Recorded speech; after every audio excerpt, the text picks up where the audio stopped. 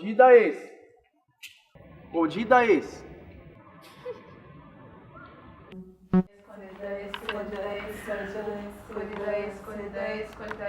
Dance. Escondida. Dança escondida.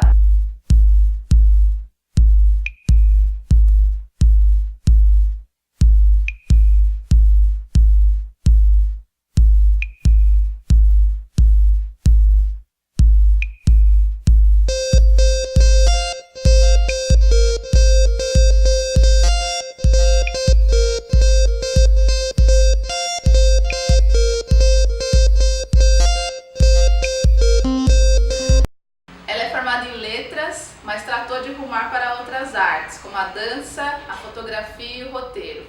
Ela é filha de mãe paraguaia, virginiana e pesquisadora da cultura afro-brasileira, Lili Carabina. Oi. Por que Lili Carabina? Conta tudo. Por que Lili Carabina? Na verdade foi um apelido dado por neném, né, pelo babá. Numa festa da USP, assim, eu ficava com o Thiago e aí teve essa festa e eu cheguei na festa e vi o Thiago de longe, aí eu já cheguei, lasquei um beijo nele. Danada, seu Biraci que é babá viu e falou, essa daí já chega metralhando. Aí falou, essa aí é Lili Carabina. Aí tem também outra história do mestre, né, que depois babá deu o apelido. Mas aí uma vez na Bahia, quando a gente estava na formatura do Pinguim, quando ele recebeu o certificado do mestre, o mestre apresentou os alunos, né? E apresentou o Thiago, que era o Sorriso Famoso, apresentou o João, que era o Sarará, o Pablo era o Fronteira. E eu ainda não era aluna dele, ainda não treinava, mas eu estava lá, né? E aí ele falou, e aquela ali é Lili, aí todo mundo gritou, Carabina! Aí já ganhou. Aí ficou batizado e não teve jeito. Legal. E Lili, como foi essa sua trajetória? Sair da letras, lá para ECA, para pesquisa, né, com arte mesmo, como foi? Da letras, eu acho que eu corri da letras, assim, eu acho que eu fugi da letras. Mas é porque eu trabalhava no FISC, né? E aí eu fui mandada embora e eu tava sem trabalhar, precisava trabalhar, né? E eu fiquei sabendo, acho que foi a Rosana, uma moça do CRUSP, que me falou que tinha uma vaga, uma bolsa de iniciação científica na ECA e que tava vaga, e aí eu fui lá averiguar. Dá uma olhadinha. Tô precisando. E aí eu fui e deu certo, era no Centro Mário Chamber. Chamber foi um crítico de arte e físico e fui para lá. Lá encontrei o meu anjo da guarda acadêmico, que eu chamo. Alessandro, um beijo, Alessandro. É isso, aí a transição foi essa, assim, foi atrás de uma bolsa mesmo. E aí lá você... Aí lá eu conheci minha orientadora, né, que me orientou na iniciação científica e no mestrado também. Que é a professora Elza Eisenberg. Aí eu fui ficando lá, né, porque eu não só tinha a pesquisa de iniciação, mas a gente fazia uma espécie de estágio lá no centro, né, a gente era como estagiária. Então eu fui ficando, trabalhando, aí uma bolsa puxou outra, a bolsa de cultura e extensão, porque a gente trabalhou com crianças lá no Centro Dom Orione, que é no Bexiga, isso, eles têm várias atividades, e aí eu era estagiária também no curso de pintura que ela dava para as crianças, e eu fui me envolvendo, né, de bolsa em bolsa fui... Até chegar na sua pesquisa de mestrado. Até chegar na pesquisa de mestrado. Conta um pouco sobre ela. A pesquisa é sobre o Museu Afro Brasil, né?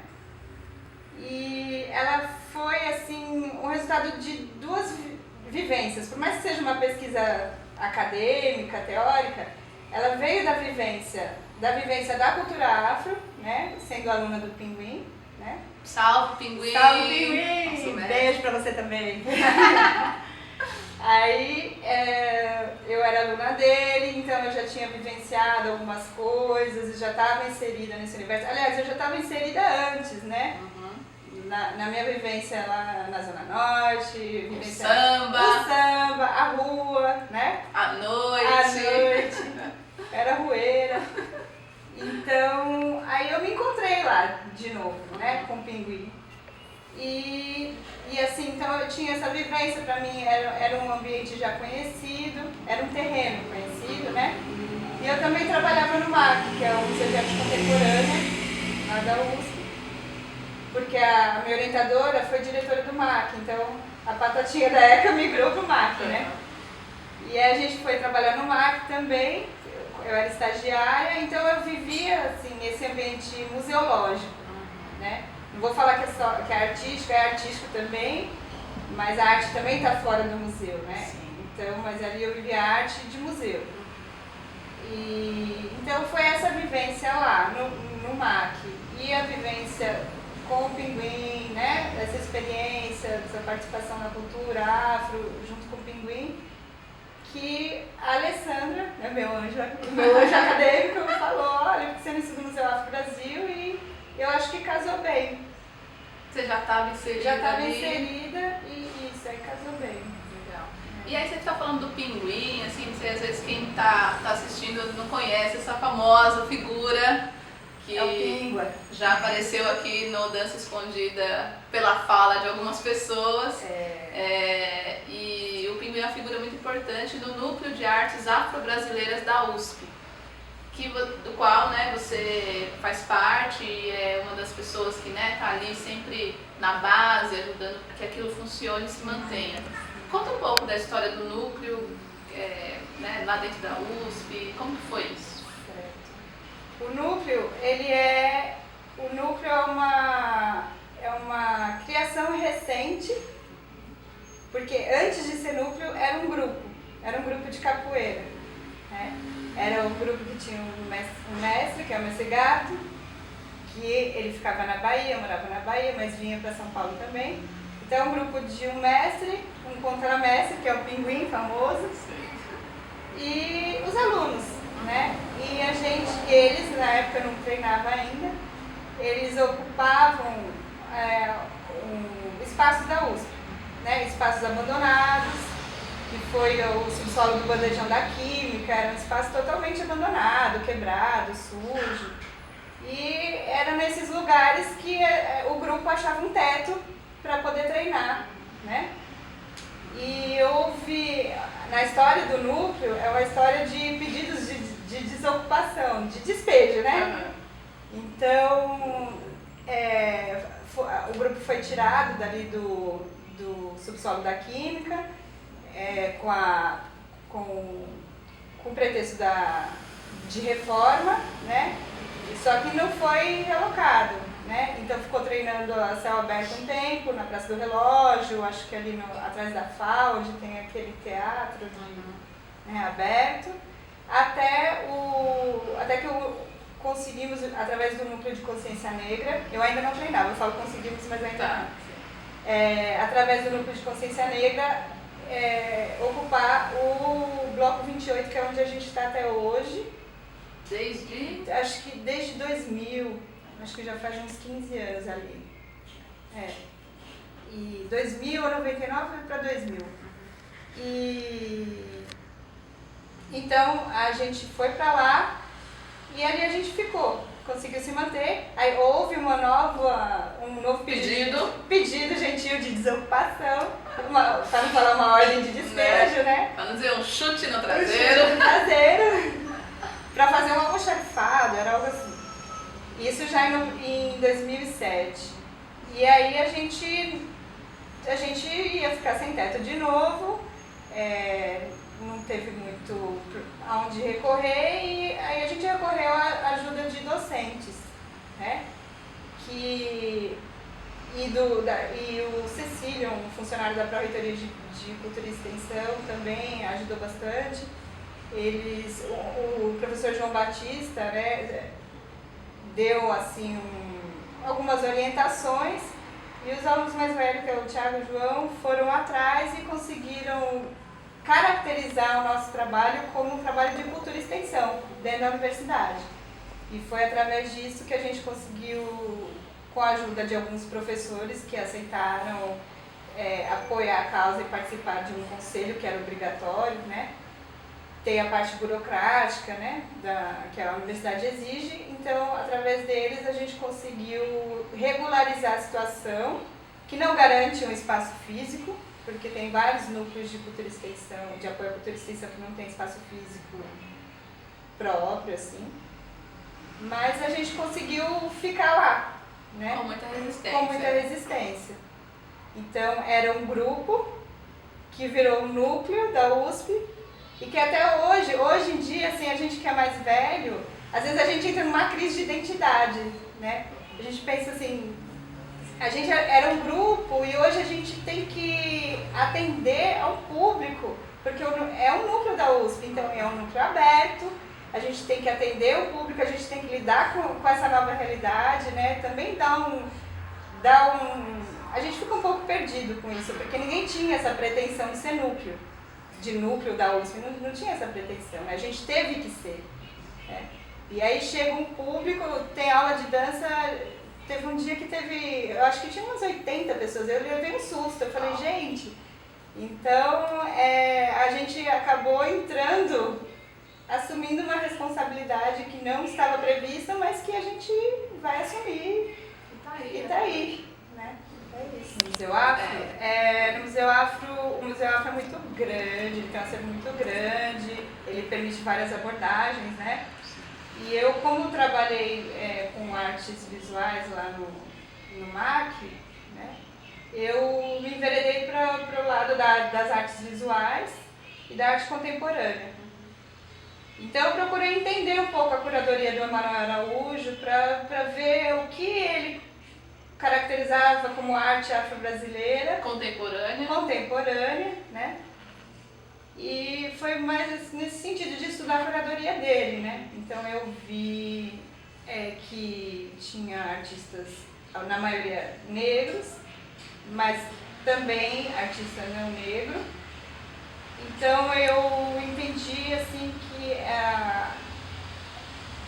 a temática era mais forte, né, do que a autoria. Né? Embora assim, a grande maioria seja de artistas negros, né? Mas eu vi temáticas variadas, né?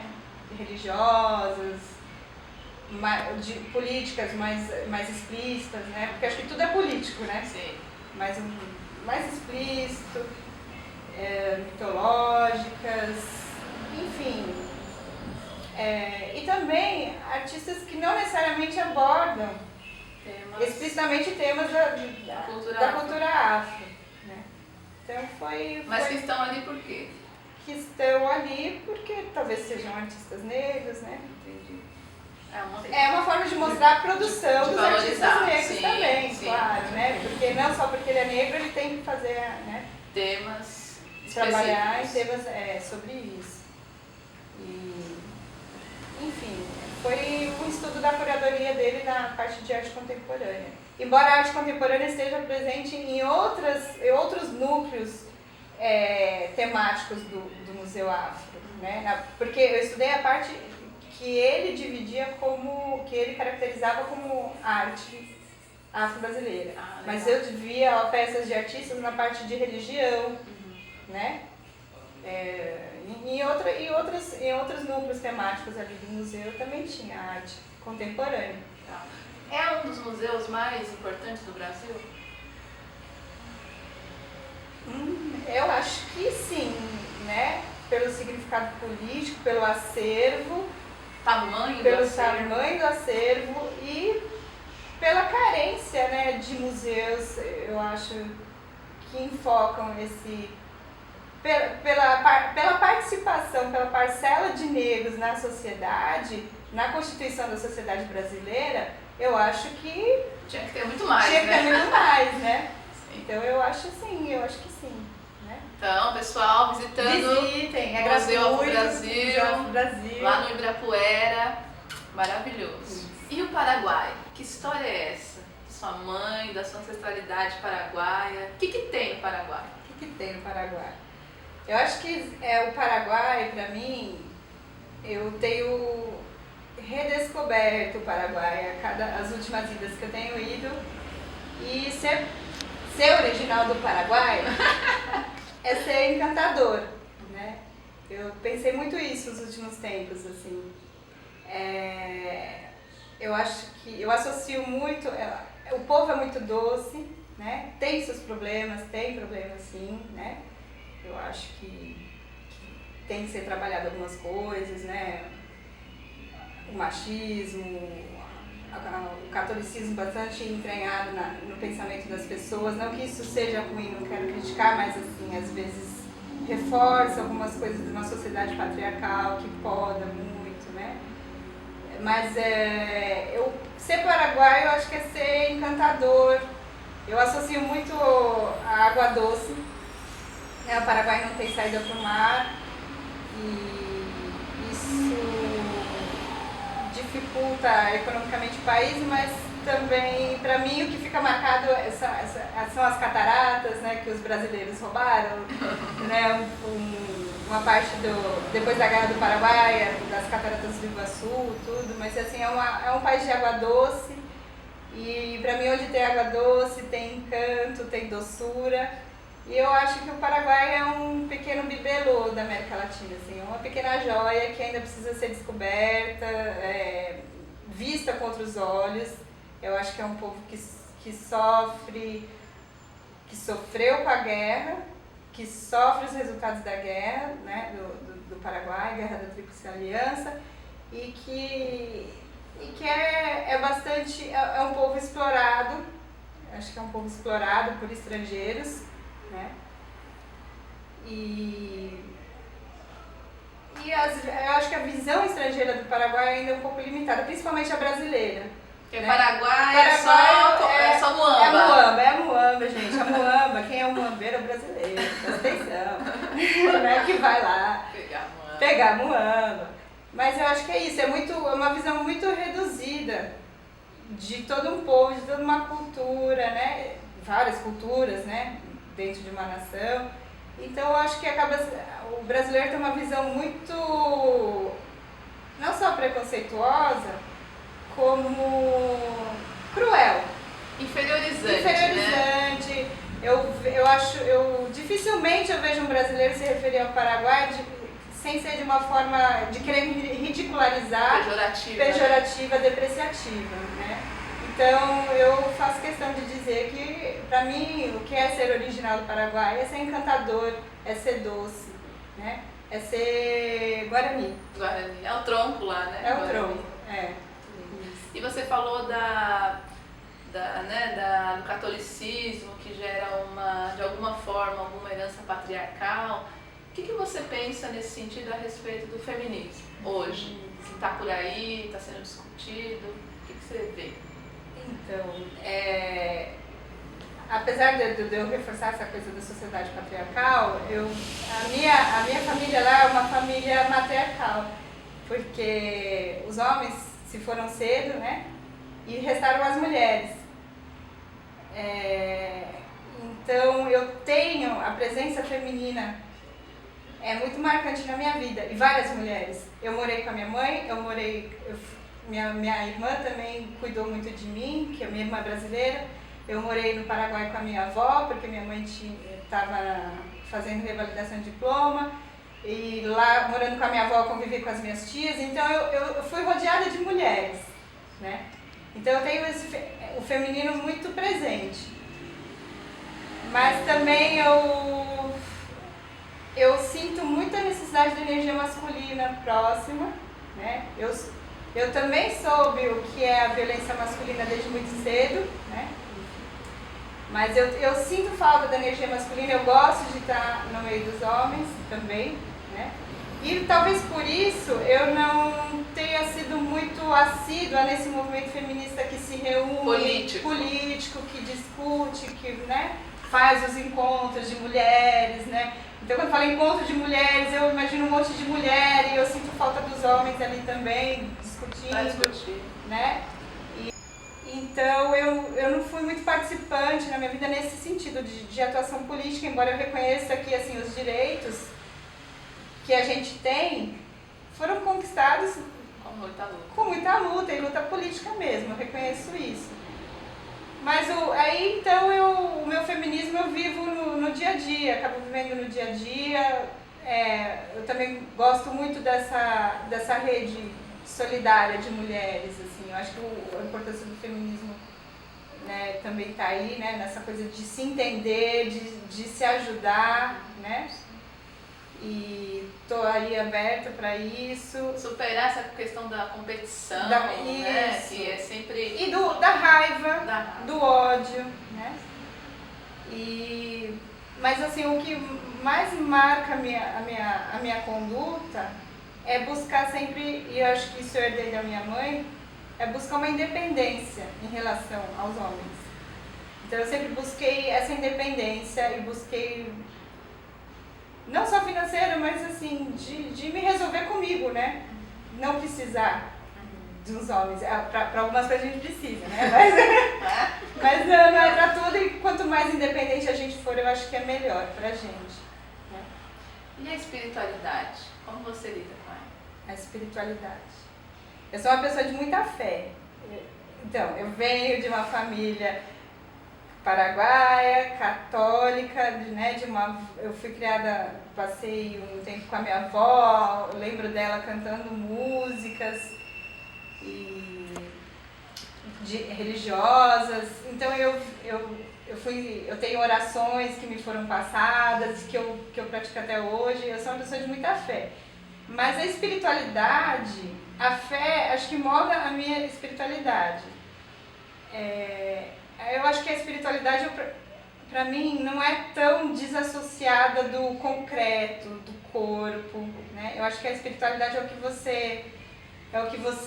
o gesto que sai das suas mãos, é a palavra que sai da sua boca, é o pensamento que sai da sua mente, que você coloca para o mundo, né?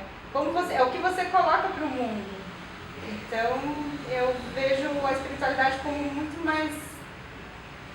mais presente do que algo assim abstrato, inatingível, né? Eu acho que é a sua conduta no dia a dia com as pessoas, é o que você põe, a energia que emana de você, seja ela num gesto, num pensamento, numa palavra, é como você procura trabalhar isso em você para você ser um ser humano melhor.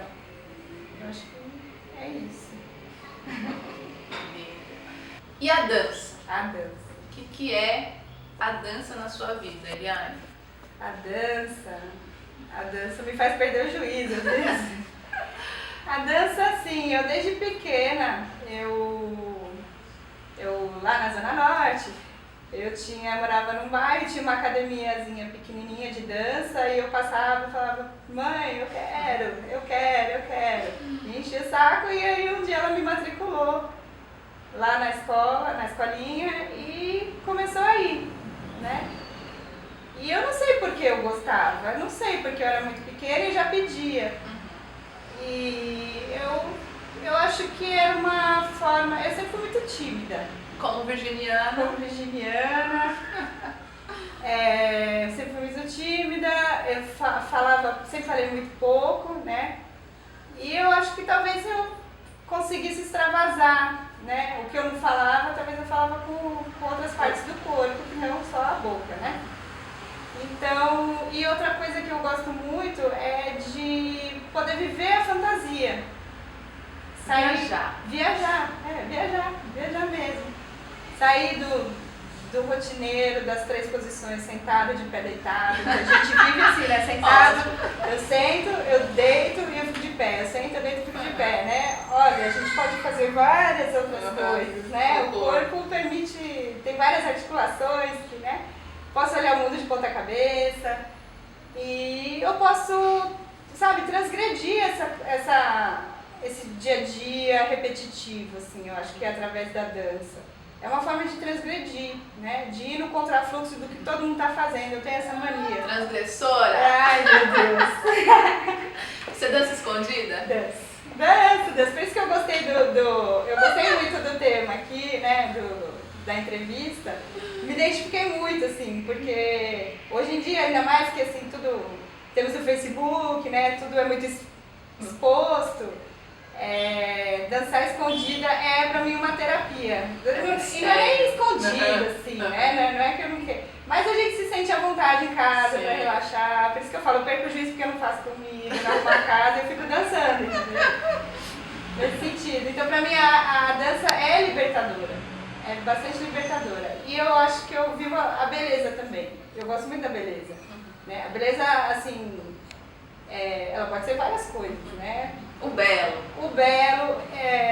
A beleza pode ser assustadora, né? Não necessariamente aquela beleza do centro estético. Agradável. Né? Nada disso. Mas a gente pode viver, né? A beleza, assim. Eu acho que sim. Né? A experiência estética. Eliane, dança comigo? Dança.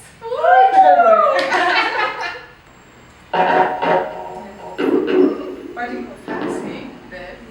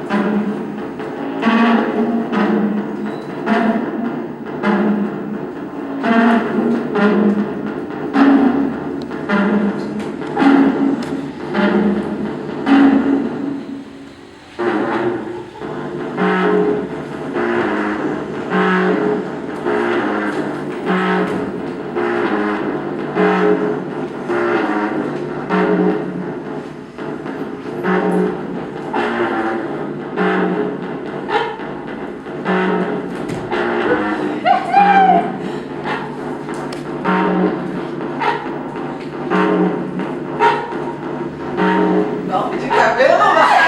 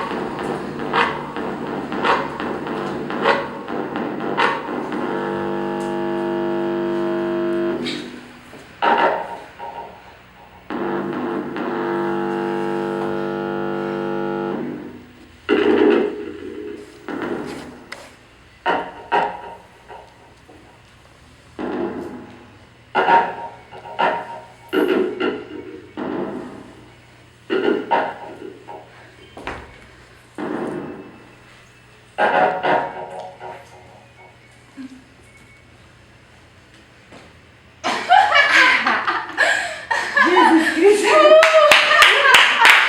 Olha a folha!